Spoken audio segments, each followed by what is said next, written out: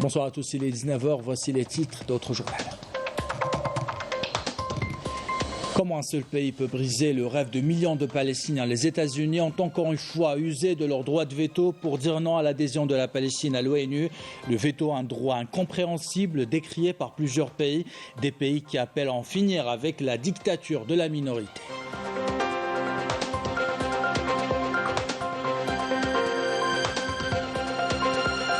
À Gaza, l'agresseur sioniste a fait plus de 100 000 entre martyrs et blessés.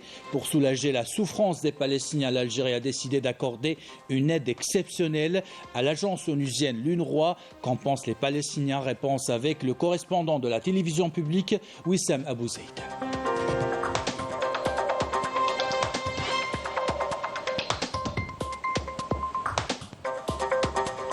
Plus de mobilisation et de concertation à l'échelle mondiale pour soutenir la cause sahraoui. Les participants à la conférence internationale de soutien à la race sont déterminés à faire de 2024 l'année de la décolonisation.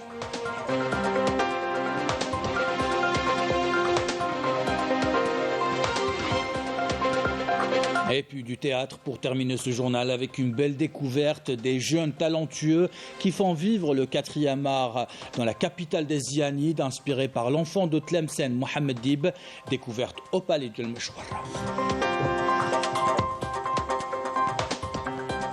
Voilà pour les titres, bienvenue à tous. Le Conseil de sécurité des Nations Unies a raté un rendez-vous important avec l'histoire, celui de réparer une injustice qui a trop duré et reconnaître enfin l'État de Palestine comme membre des Nations Unies. L'Algérie a fait du lobbying pendant des mois pour permettre à l'État de Palestine de siéger à l'ONU, mais les États-Unis ont usé encore une fois de leur droit de veto. Plusieurs pays d'ailleurs appellent à réformer le Conseil de sécurité des Nations Unies pour en finir avec la dictature du veto, un héritage de la Seconde Guerre mondiale. Les détails avec Marim Demis.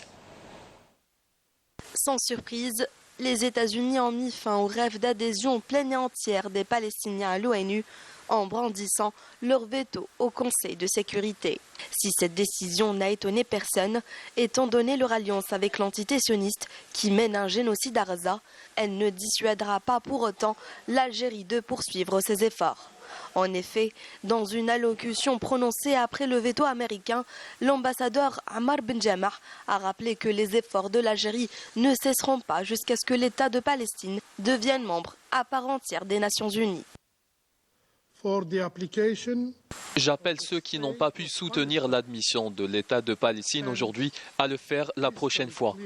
Le soutien écrasant à l'admission de l'État de Palestine envoie un message on ne peut plus clair. L'État de Palestine a une place légitime parmi les membres des Nations Unies. Nous reviendrons plus fort avec le soutien de l'Assemblée générale et des membres des Nations Unies.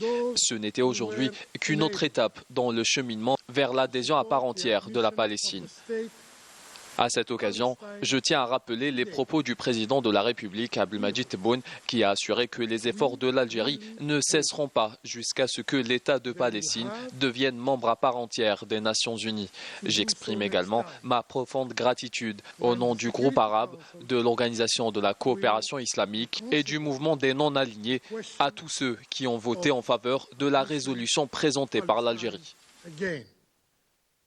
Malgré ce rejet, les Palestiniens restent déterminés à poursuivre leur lutte, comme l'a souligné l'ambassadeur palestinien à l'ONU, Riyad Mansour, qui n'a pas manqué de saluer les efforts consentis par l'Algérie.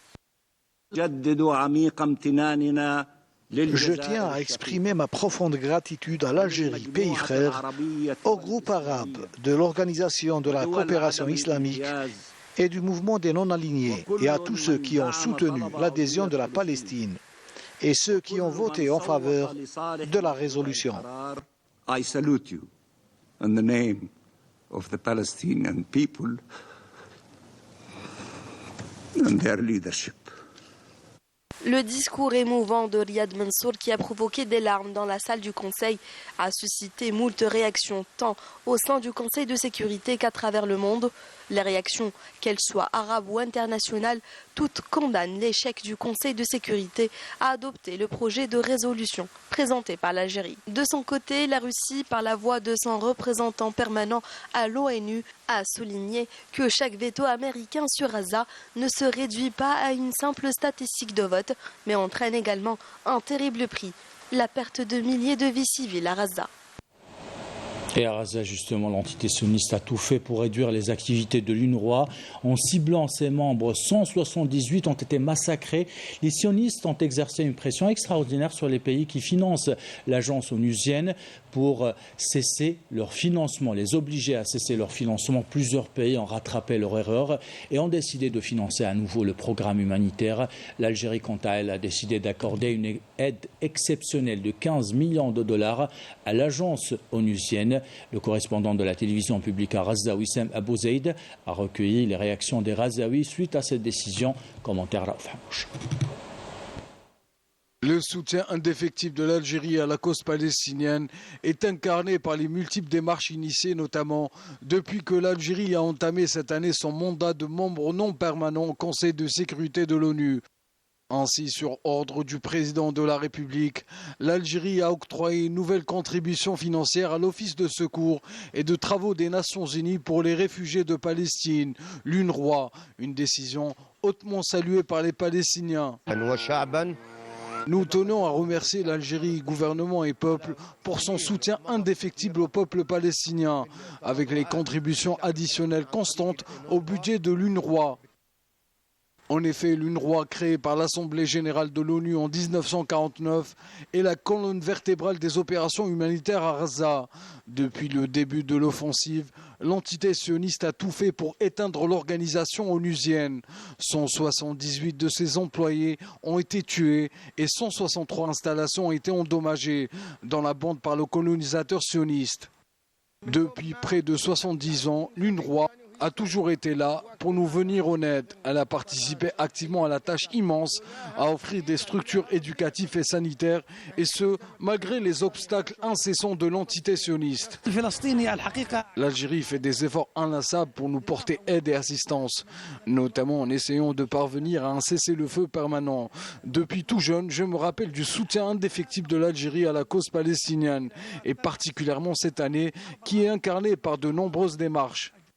Selon le correspondant de la télévision algérienne Wissem Abou Zaid, la contribution de l'Algérie au budget de l'UNRWA a été un message d'espoir pour tous les Palestiniens, confortant ainsi le mandat de l'organisation onusienne, son statut juridique et son rôle conformément à la décision de sa création, et ce, au vu des manœuvres sionistes visant à contrecarrer l'office et en diminuer le rôle et les efforts en faveur des réfugiés. Et toujours à Gaza, le bilan macabre de l'agression de l'entité sioniste a dépassé les 100 000 entre martyrs et blessés. Chaque jour qui passe apporte son lot d'agressions et de crimes contre l'humanité, ce malgré les tentatives de la communauté internationale de faire pression sur le colonisateur, un État voyou qui ne respecte aucune charte internationale. Les détails avec Amel Bouakba. Malgré toutes les atrocités commises par l'armée d'occupation, sur le terrain, le combat des Palestiniens se poursuit. Dans un nouveau rapport, l'UNICEF, le Fonds des Nations Unies pour l'enfance, a annoncé que le nombre d'enfants palestiniens tombés en martyrs dans l'agression sioniste contre la bande de Gaza depuis le 7 octobre dernier a dépassé les 14 000, renouvelant son appel à un cessez-le-feu. L'agression sioniste dévastatrice contre l'enclave palestinienne a fait plus de 100 000 martyrs et blessés, pour la plupart des enfants et des femmes, ainsi que des destructions massives et une famine qui a coûté la vie à des enfants et des personnes âgées, selon les données palestiniennes et onusiennes. De son côté, l'Union européenne a imposé ce vendredi des sanctions à 4 colons et à 2 groupes de militants sionistes extrémistes pour des violences commises contre des Palestiniens en Cisjordanie et à Al-Quds occupé. Selon le Conseil de l'UE, ces personnes et entités sanctionnées sont responsables de graves violations des droits humains à l'encontre des Palestiniens. Ces violations incluent des actes de torture et d'autres traitements cruels, inhumains ou dégradants, ainsi que la violation du droit à la propriété et du droit à la vie privée et familiale des Palestiniens.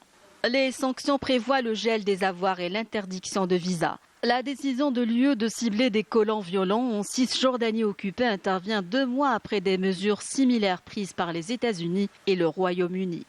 Des mesures qui ne sont pas respectées par l'occupant sioniste qui continue de violer le droit international et poursuit son agression en toute impunité. Malgré l'adoption d'une résolution de cessez-le-feu immédiat par le Conseil de sécurité et sa comparution devant la Cour internationale de justice pour des crimes de guerre.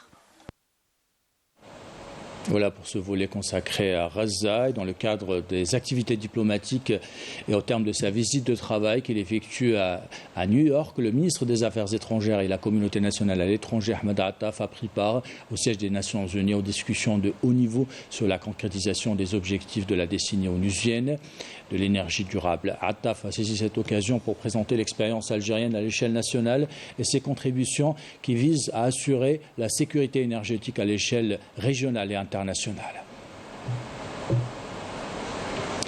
Ahmed Attaf s'est entretenu avec son homologue sierra-léonais sur les activités des deux pays au sein du Conseil de sécurité des Nations Unies. Ahmed Attaf s'est entretenu également avec son homologue iranien et ils ont abordé les résultats des dernières rencontres qu'ont eu les deux chefs d'État et les efforts des deux pays visant à soutenir la cause palestinienne. Et puis, que s'est-il passé aujourd'hui en Iran ce matin? S'agit-il d'une attaque de l'entité sioniste ou de représailles en représailles des attaques de drones menées par l'Iran? Pas de confirmation pour le moment de la part de Téhéran. L'ONU, dans un communiqué, exhorte toutes les parties à prendre des mesures de désescalade. Plus de coordination à l'échelle internationale pour soutenir et défendre la cause sahraoui. Les participants à cette conférence internationale de soutien à la race étaient unanimes pour, vous allez le voir, pour le peuple sahraoui. Cela représente un nouvel espoir pour obtenir l'indépendance et faire entendre la voix de la dernière colonie d'Afrique. Ouverture Omar Touaïgui, commentaire signé Amel Bouakba. La troisième conférence internationale arabe en solidarité avec le peuple sahraoui a pris fin hier sous la supervision du président de la République arabe sahraoui démocratique, Brahim Ghali. Dans le communiqué final, les participants ont appelé à la nécessité de coordonner les efforts et mobiliser la société civile à travers le monde pour soutenir la cause sahraoui. Les participants ont souligné la nécessité de coordonner les efforts entre les forces de la société civile dans le monde pour réaffirmer le soutien à la cause sahraoui. Cette conférence représente un nouvel espoir pour le peuple sahraoui. Elle met en avant la solidarité des peuples arabes avec cette cause juste. Il y a des similitudes entre l'occupation marocaine et sioniste. En Palestine, nous subissons les mêmes affres de la colonisation sioniste. À cette occasion, le président sahraoui a appelé la communauté internationale à agir pour permettre au peuple sahraoui d'exercer son droit à l'autodétermination et à l'indépendance.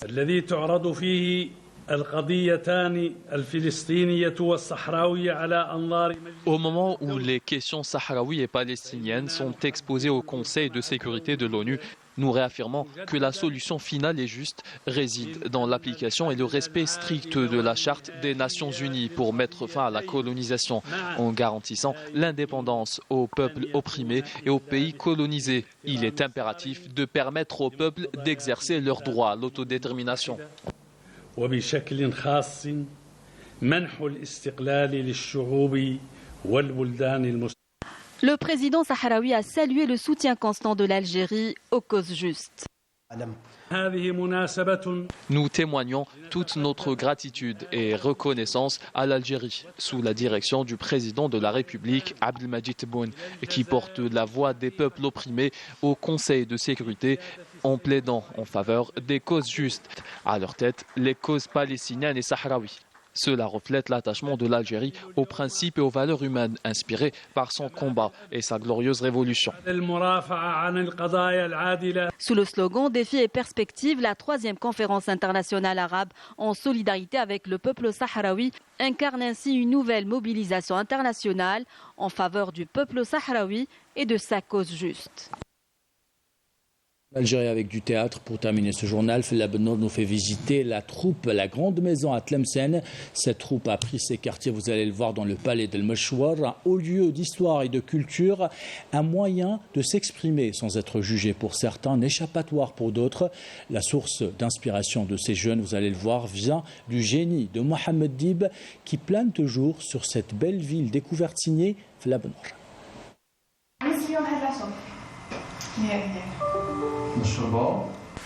Cela fait partie des exercices que propose Younes Taleb, monsieur atelier théâtre de l'association La Grande Maison de Tlemcen. Il s'agit d'improviser une scène et essayer d'imaginer la suite, un exercice que maîtrise parfaitement l'autodidacte. Amin Hafhaf, qui était mon professeur de théâtre, et Fouzi Qara aussi, que je salue. C'est eux qui m'ont un petit peu initié à cette discipline et montré le chemin en quelque sorte pour pouvoir ensuite prendre un atelier, animer un atelier de théâtre. Et voilà, pour moi le lieu représente un lieu de création. D'abord pour sa situation, il est situé à Meshwar. Et tout ce palais regorge d'histoires incroyables. Il y en a ceux qui viennent pour rester. Enfin, il y en a ceux qui viennent pour faire 2 séances, 3 séances, ils découvrent, ils voient qu'est-ce que c'est. Et puis, il y en a ceux qui, voilà, ils se découvrent eux-mêmes. Et voilà, il y en a ceux qui viennent à d'autres fins, c'est-à-dire ils veulent juste avoir une idée globale, générale sur le théâtre. Ça marche normal. On respire. Céline, 19 ans. Et pour moi, le théâtre, c'est surtout le moyen de m'exprimer et de laisser libre cours à ma créativité. Sarah, 19 ans aussi. Pour moi, le théâtre est un échappatoire, ma safe zone où je peux me permettre d'être ce que je veux sans me soucier du regard des autres. Jazia, 19 ans. Pour moi, le théâtre, c'est avant tout une expérience humaine où il y a beaucoup de partage et de joie de vivre. Yassine, 19 ans, et pour moi le théâtre c'est une manière de s'exprimer sans être jugé. Elissa, 18 ans, pour moi le théâtre c'est une manière de sortir de ma zone de confort, de me dépasser et de dépasser mes peurs. L'aventure commence il y a quelques années avec Derb Cinéma, un club créé par l'association La Grande Maison. Des réalisations cinématographiques sont adaptées alors au théâtre puis présentées une fois par mois en ville à la salle Chenderli. Le 4e art s'impose donc comme une forme d'expression. Des jeunes et moins jeunes sont inscrits ici. Quant à l'inspiration, quoi de mieux que l'enfant de Tlemcen, Mohamed Dib, pour offrir des ponts de mémoire et de créativité. Mais pas que. Par exemple, dans notre dernier projet, nous avons plus voulu rencontrer Mohamed Dib lors de notre création. Donc le point de départ n'était pas Mohamed Dib, on l'a rencontré en cours de chemin. Et c'était tout aussi passionnant. Nous sommes partis vers un laboratoire de création littéraire. Donc on a fait une production de texte originale. Donc c'est les membres de l'atelier eux-mêmes qui ont construit le texte et qui l'ont retravaillé avec Khero Malte, qui a été à la chefferie de l'atelier écriture. Et puis, on a créé notre petite histoire ensemble et on a décidé de la jouer ensuite. Et puis, ça s'est transformé en court-métrage. Pour le théâtre, maintenant, nous sommes à la création d'un nouveau projet. C'est un projet un peu onirique et métaphysique. Entre le théâtre et le cinéma, les expériences s'enchaînent donc et ne se ressemblent pas. Pour donner naissance à des œuvres exceptionnelles, seule limite l'imagination. Et avec l'imagination, nous arrivons à la fin de ce journal. L'équipe de la rédaction qui l'a préparé, l'équipe technique qui l'a réalisé, vous remercie de l'avoir suivi. Merci pour votre fidélité. Belle soirée.